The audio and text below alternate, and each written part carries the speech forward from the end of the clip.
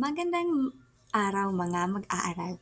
Sa umagang ito, alamin natin kung ano ang Tagalog or Filipino terms ng ating 8 parts of speech. Sa Tagalog, tinatawag natin itong 8 bahagi ng pananalita. At before natin ito alamin, mag-subscribe, like, and i-share niyo na rin ang ating mga video sa JnR University. Maraming salamat. Number 1, noun. Ang noun sa Tagalog ay tinatawag nating pangalan. These are words that are name of a person, place, animal, things, events, or idea. Examples, mommy, Japhet, Dumaguete City, aso, brownie, cellphone, and birthday. Again, noun. In Tagalog, ito ay tinatawag na pangalan.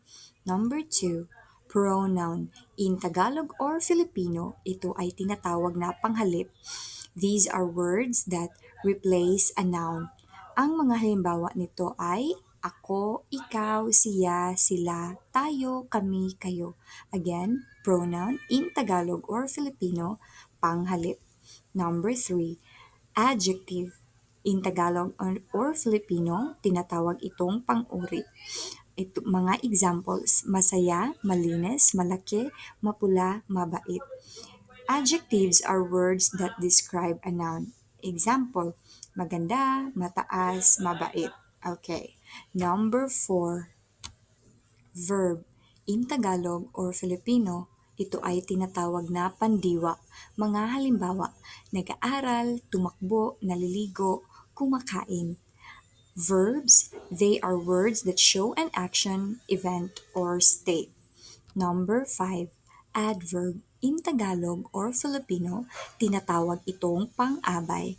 Ito ang mga words or ang pang-abay, they are words that describe a verb, adjective, or another adverb, how, when, where.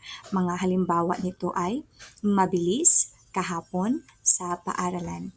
Next, we have preposition. Preposition in Tagalog or Filipino ay tinatawag na pang-ukol. These are words that show relationship of a noun or pronoun to another word. Examples, sa, ng, para sa. And we have conjunction. In Tagalog or Filipino, tinatawag itong pangatnig. These are words that connect words, phrases, or sentences. Examples, at, ngunit, dahil, kaya, sapagkat, or o. And last but not the least, we have interjection. Interjection, or in Tagalog, Filipino, tinatawag itong pandamdam. Mga halimbawa ay, aray! Wow! Naku! Ito ang mga salita or they are the words that expresses sudden emotion or reaction. And that's it. Thank you so much for watching JnR University. Once again, like, subscribe, and please also share. Maraming salamat mga mag-aaral.